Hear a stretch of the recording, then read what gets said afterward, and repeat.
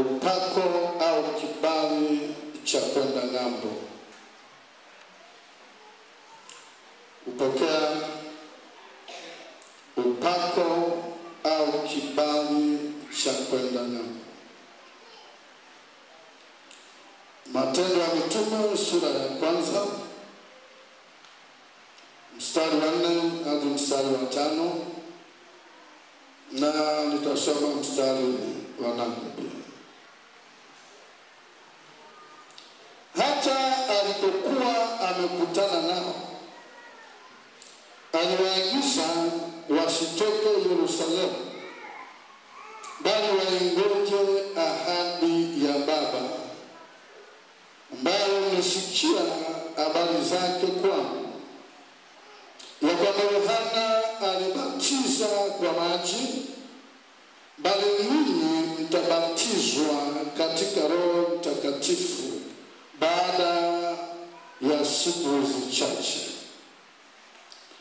Mstari wa 8, lakini mtapokea nguvu akisha kuajilia juu yenu Roho Mtakatifu, nanyi mtakuwa mashahidi wangu katika Yerusalemu na katika Uyahudi wote na Samaria na hata mwisho wa nchi. Bwana na ayabariki maneno haya msomaji. Sema amen. Leo ni siku ya Pentecost. Leo ni siku ambayo tunakumbuka Roho Mtakatifu alipokuwa ameshuka kwa mitume na wanafunzi kadhaa. Wakati huo Yesu alikuwa amekutana na wanafunzi wake siku ya 40 baada ya kufufuka katika wafu. Akawatokea siku ya 40. Aliwakuta Yerusalemu. Wanasema walikuwa wanafunzi 120, lakini wengine wanasema inawezekana walikuwa wanafunzi 500. Alipotokea siku ya 40, akawaambia wanafunzi wake, akawaambia, msiondoke hapa Yerusalemu, bali ngojeni ahadi ya Baba ambayo mlisikia habari zake kwangu. Alipoeleza maneno hayo, Biblia inasema Yesu akapaa kwenda mbinguni. Waliona anaondoka.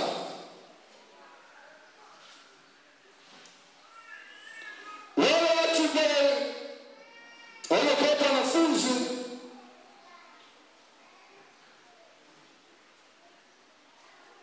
wakiwa wanashangaa kuondoka kwake. Alikuwa na paa. Malaika akatokea akawaambia, ilikuwa ni Galilaya, enyi watu wa Galilaya, kwa nini mnashangaa? Huyu Yesu mmemwona anaondoka hivi, na hata kurudi kwake atarudi hivi hivi. Bwana asifiwe. Bwana asifiwe. Ndugu zangu, nataka niwahusie kwa kukumbusha tena ya kwamba Yesu atarudi tena.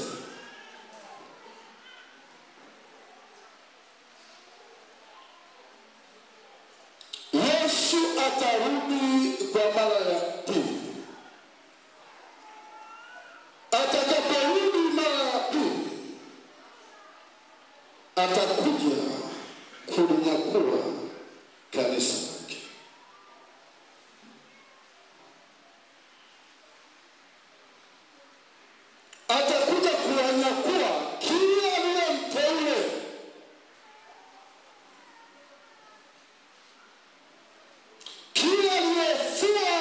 mavazi yake na kuishi maisha ya utakatifu.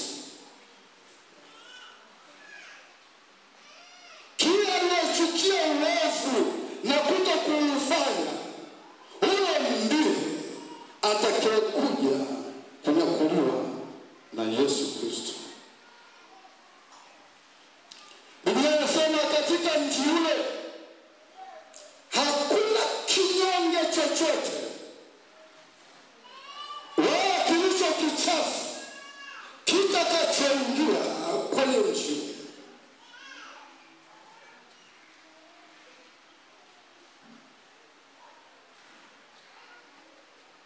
Yako maisha mengine baada ya maisha haya tunayoishi sasa hivi.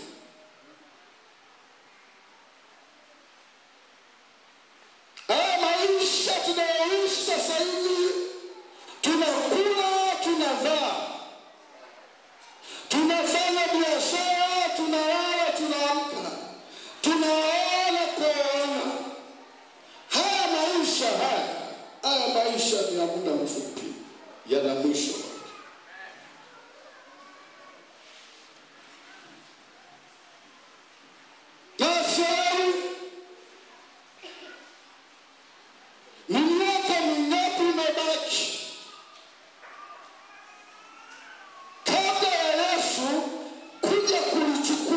Salaki.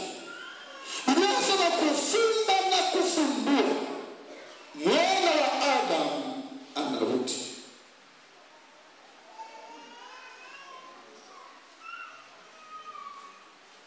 Bwana asifiwe. Bwana msaidie sana. Bwana msaidie sana. Kama Yesu atakuwa hajarudi mapema, lakini lazima tuelewe ya kwamba ndugu zangu, maisha haya tunayoishi yana muda wake. Leo naishi, kesho mimi sitaishi. Kuna wakati nitalala mauti.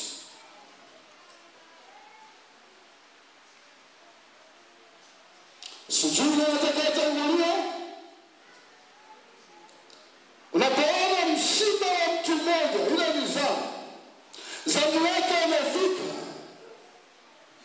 Inapokuwa imefika zamu ya mtu mmoja, kuna zamu ya mtu mwingine inakuja. Je, ni zamu ya nani? Kwa maana tunasema jiwekeni tayari.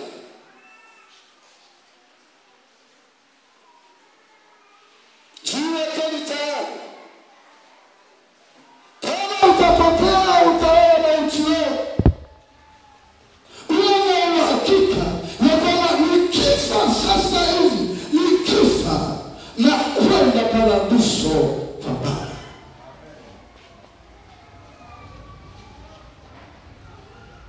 Hii dunia isitudanganye. Hii dunia haina utamu.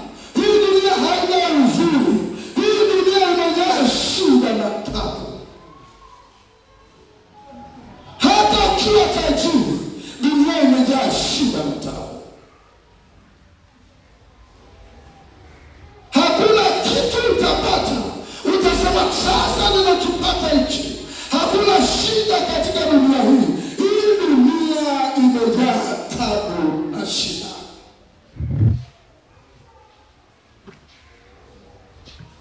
Sehemu moja tu la mashaka limaboshi, ni sehemu moja tu. Ni mbinguni kwa Baba peke yake. Ni kwa Yesu peke yake. Huko tu, huko kuna taabu.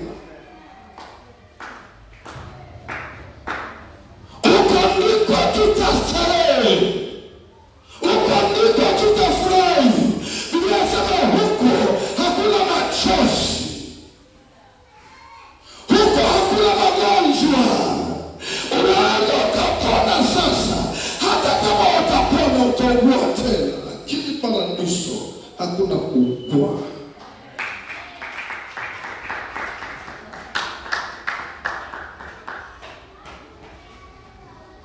Yesu akasema kwa wanafunzi, akasema msifadhaike na kwenda kuandalia makao. Yako makao yanaandaliwa kwa yule mtakatifu mmoja aliyejulikana na kuweka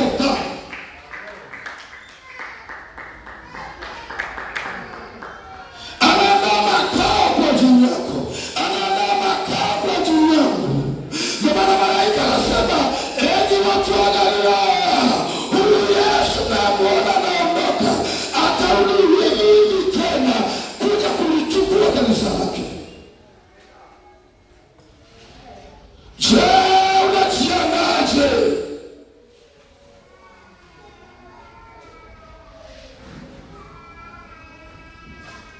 Heri wafu wafao katika Bwana wapate kupumzika baada ya taabu zao.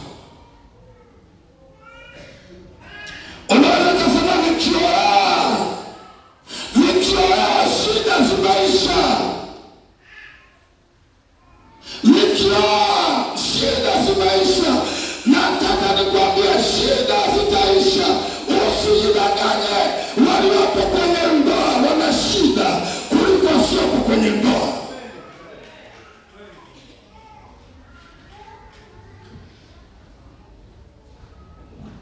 Kuna watu wajaja kwenye ibada leo, kilichowazuia ni ndoa zao zimewazuia.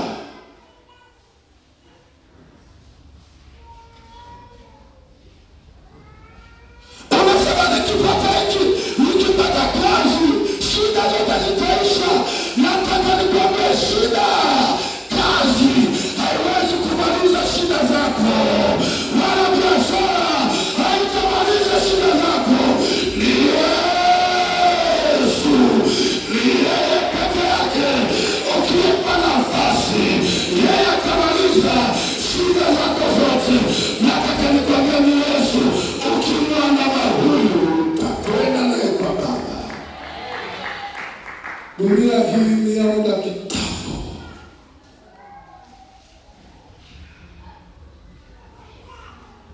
Mbona unadanganywa na dunia? Siku kama ya leo itakumbusha ya kwamba Yesu atakuja tena kulinyakua kanisa lake.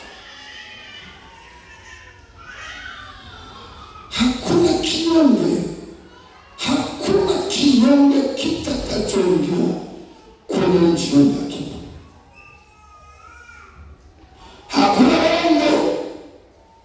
Leo tunaanzisha, tunasema uongo ni kitu cha kawaida. Tunasema uongo na hawa sindio na wazizi wote, sehemu yao ni katika shule ya makarabati na kiberiti. Uongo, masingi,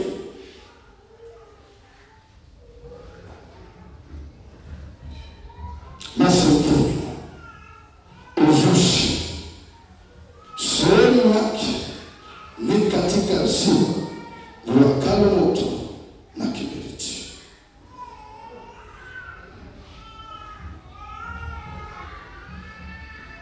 Haleluya, haleluya, haleluya. Hata kama asema kuna upako wa kwenda ng'ambo, utakwenda ng'ambo sana, lakini ng'ambo sio mbinguni. Ulaya sio mbinguni, Marekani sio mbinguni. Lakini tunapaswa kwenda kama wao wanapokuja kwetu, na sisi tuna haki ya kwenda katika nchi zao. Sema amen kwa jina la Yesu. Sema amen kwa jina la Yesu. Sema amen kwa jina la Yesu. Kama wao walituletea nchi, leo Marekani ya sasa, Ulaya ya sasa, sio Ulaya ya zamani. Ulaya sasa, makanisa yako Ulaya leo kienda, wanaokwenda makanisani ni wazee tu. Vijana wanasema hakuna sababu ya kwenda makanisani. Unaposema moyo ushaga umeanzia kwenye makanisa. Kuna Ulaya, kuna Marekani, wako wachungaji ni mashoga.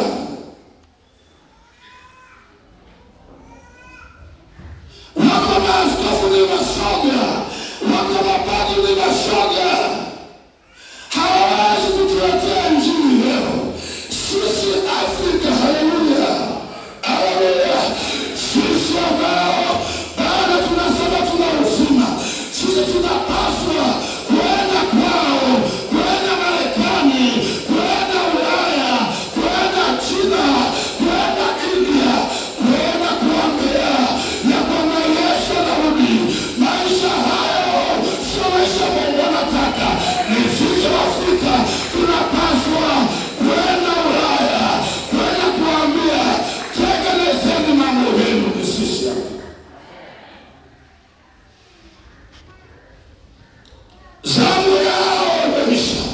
Ni zamu yetu sisi, haleluya, haleluya. Ni zamu yetu sisi kuwaendea Marekani. Ni zamu yetu sisi kuwaendea wazungu. Ni zamu yetu sisi kuwaendea Brazili. Ni zamu yetu sisi kuwaendea Wahindi. Kuwaambia tengenezeni mambo yenu sisi. Sema amen kwa jina la Yesu. Sema amen kwa jina la Yesu. Haleluya. Haleluya. Haleluya. Kama tunaona Wachina wanakuja Tanzania wanafanya biashara, kama tunaona wazungu wanakuja Tanzania wanafanya kazi, kama tunaona Wahindi wako Tanzania wanafanya biashara, na sisi hapa tuna haki ya kwenda kwao. Sema amen kwa jina la Yesu. Sema amen kwa jina la Yesu. Sema amen. Haleluya. Kama watu wa dunia wanakwenda China maeneo biashara, kama watu wa dunia wanakwenda Uturuki wanaendea biashara, sisi tuliokoka, haleluya, haleluya, haleluya, tunaweza tukaenda kule, tunaweza tukaenda China, tunaweza tukaenda Marekani. Nataka nikwambie inawezekana. Sema amen. Sema amen kwa jina la Yesu. Sema amen kwa jina la Yesu. Haleluya. Napozungumza ng'ambo, nazungumza ugaibuni. Haleluya. Haleluya. Ninapozungumza ng'ambo, nazungumza kiwango cha kimataifa. Haleluya. Unakuwa ni mwimbaji wa kawaida, wale kuna mwimbaji wenye kiwango cha mataifa, kuna kuhubiri injili kwa kiwango cha mataifa, kuna kuwa mfanyabiashara wa kimataifa, kuna kuwa mhubiri wa kimataifa. Hicho ndicho ninachosema ya kwamba tufike wakati, haleluya, tuende kwenye kiwango kingine. Kiwango gani? Kiwango cha kimataifa, sio kiwango cha kawaida. Ndio maana Yesu, haleluya, Yesu anawaambia wanafunzi wake, anasema kaeni hapa Yerusalemu. Anasema kaeni hapa Yerusalemu, msitoke. Yerusalemu ni wapi? Yerusalemu ni mahali ulipo sasa. Hapo ulipo Yerusalemu. Yerusalemu ni wapi? Yerusalemu ni kwenye mtaa wako ulipo. Hapo ndipo Yerusalemu pako. Haleluya. Haleluya. Hapo ndipo Yerusalemu. Anaomba msitoke hapa Yerusalemu. Kaeni hapa kwanza. Anawekea mipaka. Kuna kitu kinaitwa limitation, mipaka. Ukomo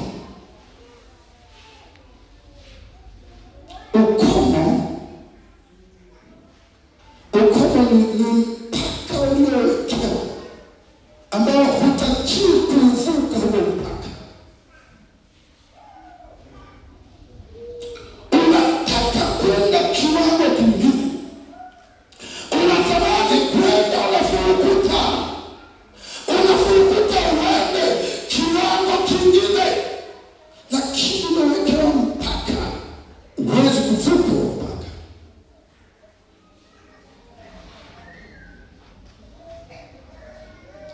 Unataka kwenda ng'ambo, una ndoto kwenda ng'ambo, lakini huwezi kwenda kwa sababu kuna mpaka umewekwa. Kuna kizuizi kimewekwa. Shetani ana kawaida ya kuweka mpaka ili mtu wa Mungu asipige hatua. Halo? Halo? Halo? Shetani hashughuliki na watu ambao hawajaokoka kuwekea mipaka.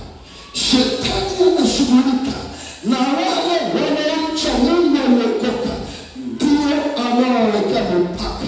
Kwamba huyu hakikisheni hata kiwango hichi.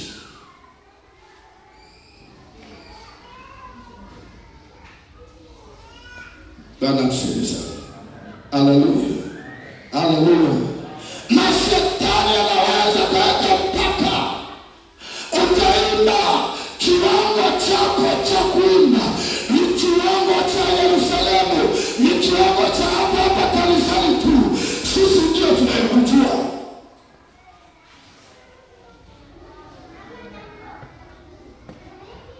Unaimba, hakuna mtu mwingine anayekujua. Uko kwenye kiwango cha Yerusalemu. Umewekewa mpaka. Lakini una kiwango cha Yerusalemu. Uko Yerusalemu. Unaweza kuvuka mipaka. Umewekewa ukomo. Uko Yerusalemu. Yesu akawaambia, kaeni hapa mjini. Kaeni hapa Yerusalemu, msiondoke. Yesu anawekea ukomo. Haleluya. Haleluya. Anawazuia. Lakini mstari wa leo anasema ndipo mtakapopokea nguvu. Nguvu ni nini? Nguvu ni upako. Ndipo mtakapopokea nguvu. Ndipo mtakapopokea upako. Nanyi mtakuwa mashahidi wangu hapa Yerusalemu. Lakini anasema haitoshi kuwa shahidi Yerusalemu tu. Anasema hata Samaria, hata Uyahudi. Samaria ni wapi? Samaria ni nje ya kanisa lako. Unafanya huduma, umetoka kwenye kiwango cha kuwa Yerusalemu, kiwango cha kujulikana tu peke yake kanisani. Lakini walao sehemu ya nguvu kidogo uliyoipata na kusogeza, unaweza kujulikana. Hata Samaria. Samaria ni wapi? Samaria ni nje ya kanisa lako, ndipo unajulikana.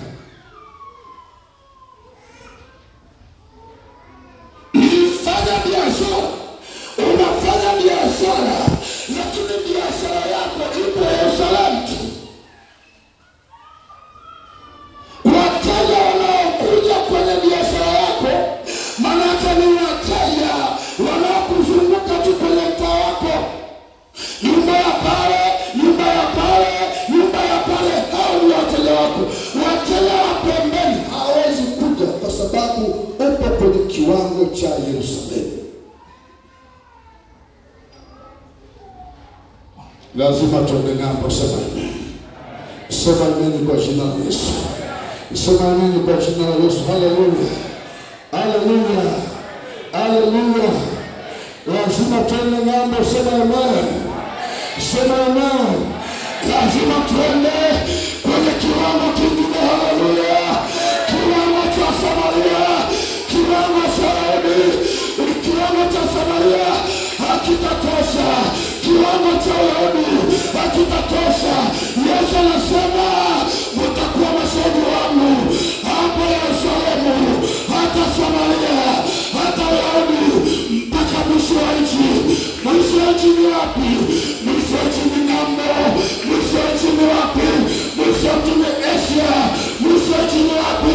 Mwisho wa nchi ni bara la Ulaya. Kule ndiko mwisho wa nchi. Haleluya. Huduma yako haitabaki Yerusalemu tu. Huduma yako haitabaki Samaria tu. Huduma yako haitafika Uyahudi tu. Huduma yako itavuka mipaka, itakwenda ng'ambo. Ng'ambo ya wapi? Ng'ambo ya mbali. Sema amen kwa jina la Yesu. Sema amen kwa jina la Yesu. Hatutawahubiri watu kanisani, tutawahubiri watu mikoani. Tutakwenda Tabora, tutakwenda Mwanza, tutakwenda wapi? Lakini haitoshi. Kuna upako utakaotuvusha. Kuna upako wa kutupeleka kwenye kiwango cha kimataifa, kwenye kiwango cha juu, kwenye kiwango cha mwisho. sauti, sema imani kwa jina la Yesu. Sema imani kwa jina la Yesu. Haleluya. Haleluya. Ni nani atakayefanya hivyo? Zekaria na Zerubabeli akaambiwa.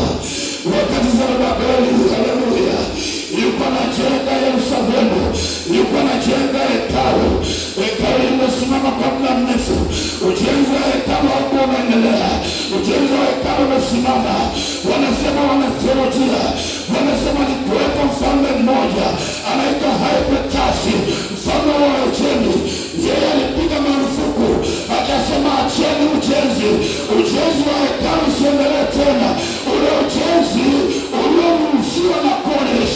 Alipokuja Hypertasi, alipokuja yule mfalme, akapiga marufuku ya kwamba hakuna ujenzi kuendelea. Zerubabeli akawa anapiga mahesabu.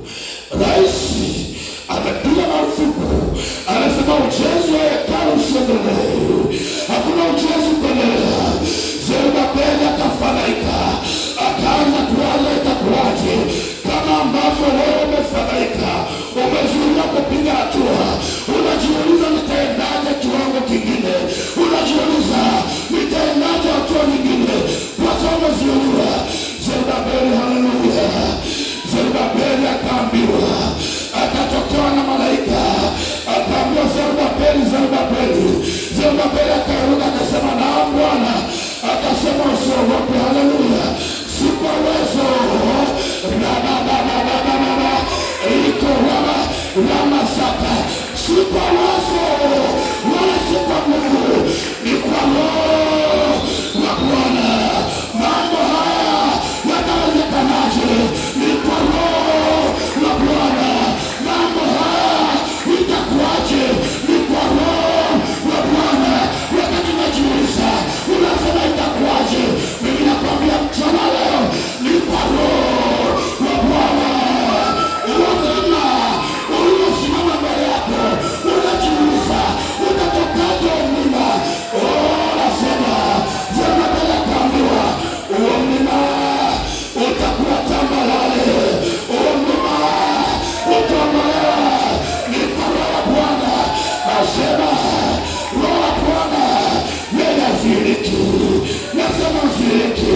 Utamzilia mimi, utamzilia Roho wa Bwana. Haleluya. Roho wa masaka, Roho wa Bwana hawezi kuzuilika. Sasa na kanisa hawezi kuzuia. Nasema kanisa la Kristo, kanisa la Kristo haliwezi kuzuilika. Nasema litaendelea kuwepo. Nasema litaendelea kuwepo. Watafunga makanisa, kanisa litaendelea kuwepo. Nasema litaendelea kuwepo. Muuliza Hypertasi, aliambiwa mlima, wewe ni nini? Nasema nakwambia kanisa Rabu itafutwa, taasisi itafutwa, taasisi itafutwa, inatofufua na uzima yeye itafutwa, lakini kanisa litafutwa. Kanisa litaendelea kuwepo. Kanisa litaendelea kuwepo.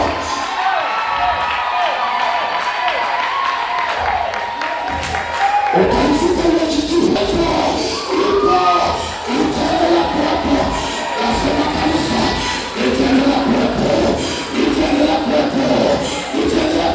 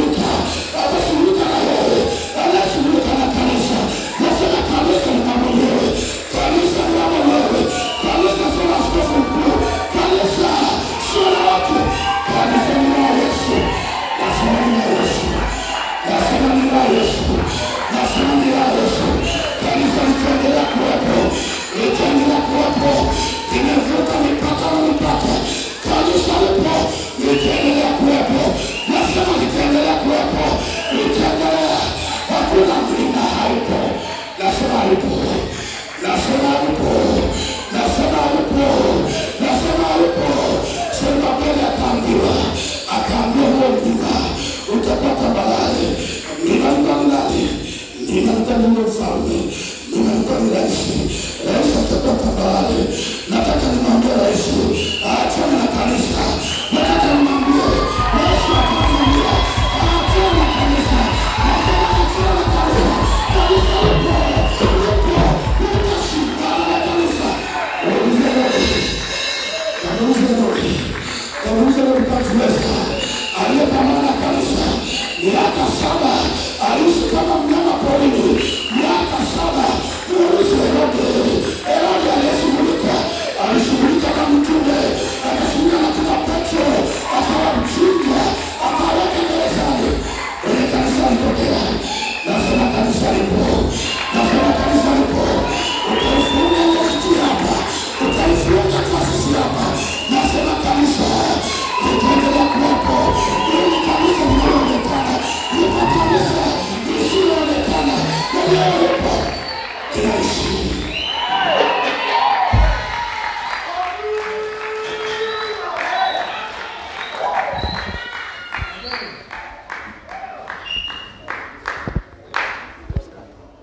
Kanisa linaishi. Kanisa linaishi. Haleluya. Mungu kama saka. Ili kanisa ukanasema milango ya kuzimu haitanishinda. Maana vita vyetu sisi si vya mamlaka. Vita vyetu sisi ni vya falme na mamlaka. Vya kuagiza hili kanisa litaendelea kuwepo. Nasema hili kanisa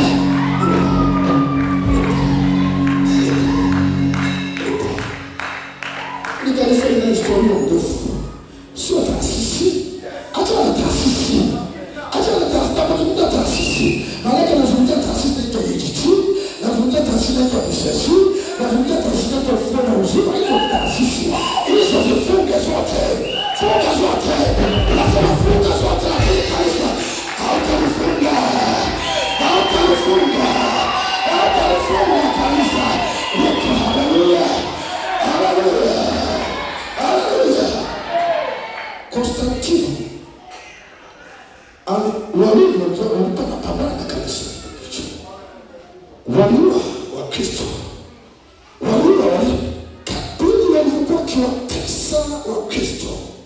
Walikuwa wanalitesa kanisa. Ndivyo wanafunzi wanasema kadiri wa Kristo walikuwa wanateswa, ndivyo ambavyo ulimwengu wote wakaendelea kanisa. Wakasema hii ndio njia yenyewe, wakaendelea kanisa. Haleluya. Haleluya. Kanisa ni nguvu ya ajabu. Konstantino alipoona mauaji ya Kristo yanaendelea, Konstantino akabidi waite maaskofu, akaita serikali, akasema jitihada za kuliangamiza kanisa haijafanikiwa. Tumeendelea kuwaua raia wetu, hakuna chochote kinachofanyika. Watu wanaendelea kuwa Wakristo, Warumi wanaendelea kuwa Wakristo wanaokoka, Warumi wanaendelea kuokoka. Tunafanyaje? Ndipo Konstantino akasema tutengeneze mapatano ili kuzuia mauaji, kwa sababu mauaji hayalizuii kanisa. Kanisa linaendelea kuwepo. Haleluya. Nasema kanisa la wakati ule, kanisa la sasa, kanisa la Kristo. Sema amen. Sema amen. Sema amen. Sema amen. Kanisa ni mali ya Yesu. Kanisa sio mali ya mitume. Kanisa sio mali ya maaskofu. Kanisa ni mali ya Yesu. Nikikosa mimi, nishughulikie mimi kama mimi. Wanashughulika na mitume.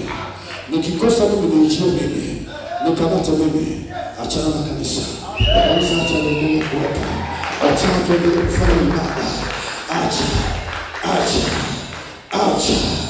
Yuko mkuu aliye juu ya mamlaka zote. Yupo.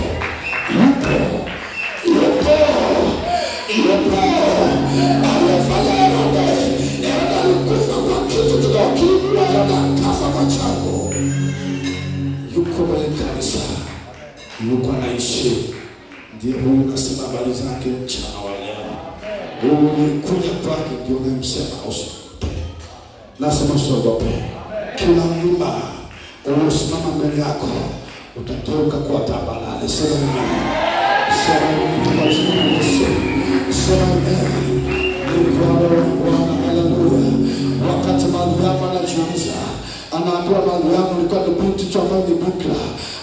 ukamzaa mtoto mwanamume. Mariamu akaanza kuuliza, mimi sina mume, jambo litawezekanaje? Malaika akamwambia, sikiliza Mariamu, umepata neema.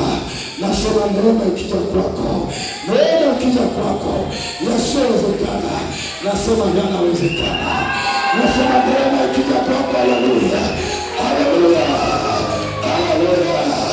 Yule malaika akamwambia, Roho Bwana atakujia juu yako, kama Mungu atangaza mchana leo. Roho Bwana anakuja juu yako mchana leo. Roho Bwana atakuja juu yako, utakazwa. Roho Bwana atakuja juu yako mchana leo, mchana leo, mchana leo. Tutavuka, tutakwenda ng'ambo, tutavuka, tutakwenda ng'ambo nyingine. Haya mambo namna kitambo yatakufananisha. Iyo milima itaondosha vyote, iyo milima itaondoka yote. Utapita, utavuka, utenda ng'ambo. Mimi ni muombe tu, niombe serikali yetu ya Tanzania ni serikali nzuri, imetupa huru wa kuabudu. Eba asubuhi tunangojea waliacha kanisa liendelee, waacha kanisa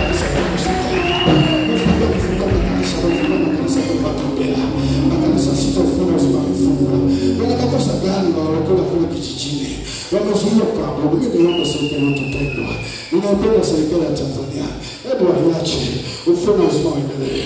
Wanatafuta tu majina kama na makosa washughulike naye, lakini utaache sisi tuendelee kuhubiri amani Tanzania. Hii Tanzania ni ya kwetu, hatuna amani, hatuna Tanzania nyingine. Rais wetu ni wa kwetu, rais huyu ni wa kwetu, yeye ni mtongozi mzuri. Tuendelee kumwombea tu, hatumtakii mabaya, tunamtakia mema. Tunamwomba rais, tunamwomba mahakama, tunamwomba mwenye mamlaka wote aliache kanisa liendelee na ibada, liendelee na ibada. Hata Jumapili ijayo inayokuja, watu wakufanya uzima pale Mungu wakaanza kuabudu katika jina la Yesu Kristo. Nasema na kuongea mchana leo, Laisha nimesikia, mamlaka nimesikia, na Jumapili ijayo ufufuo na uzima wataabudu pale Ubungo, na makanisa yote wataabudu pale Ubungo. Kwa sababu rais wetu ana hofu ya Mungu, amesikia sauti ninapoongea. Yeye kwenye ulimwengu wa roho amekwisha kusikia. Kuanzia sasa ufufuo na uzima wataanza kusanyika Jumapili.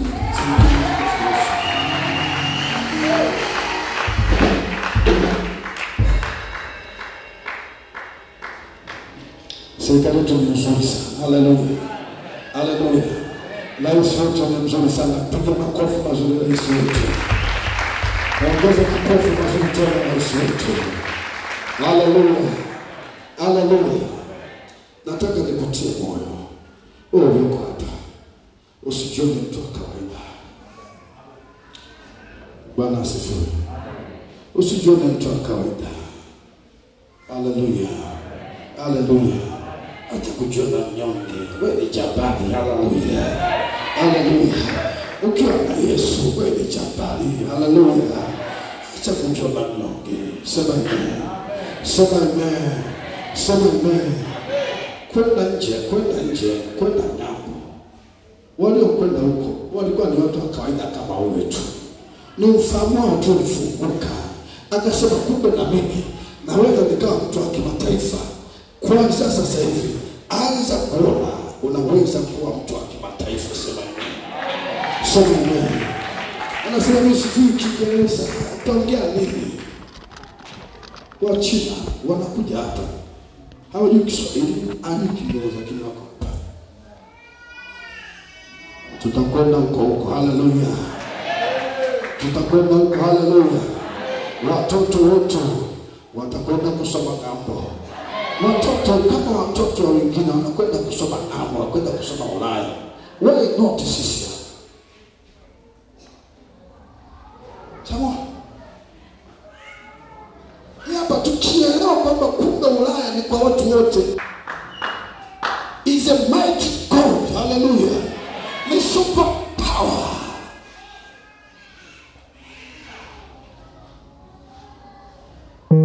asifiwe.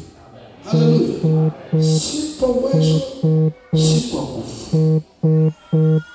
Yeye aliyemnyakua Filipo, alimnyakua Filipo, akamnyakua Filipo.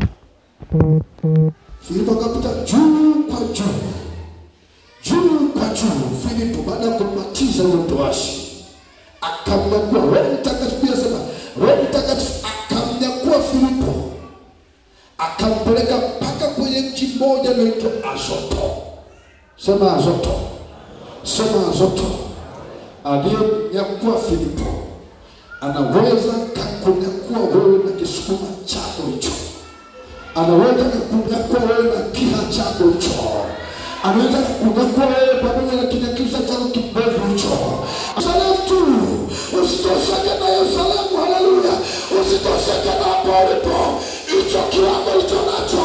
Usitosheke nacho. Lazima tuende ng'ambo. Lazima nasema tuende ng'ambo. Tuende ng'ambo. Na tuvuke. Tuende ng'ambo. Ni kwa nini? Ni kwa Roho Mtakatifu. Sema amen.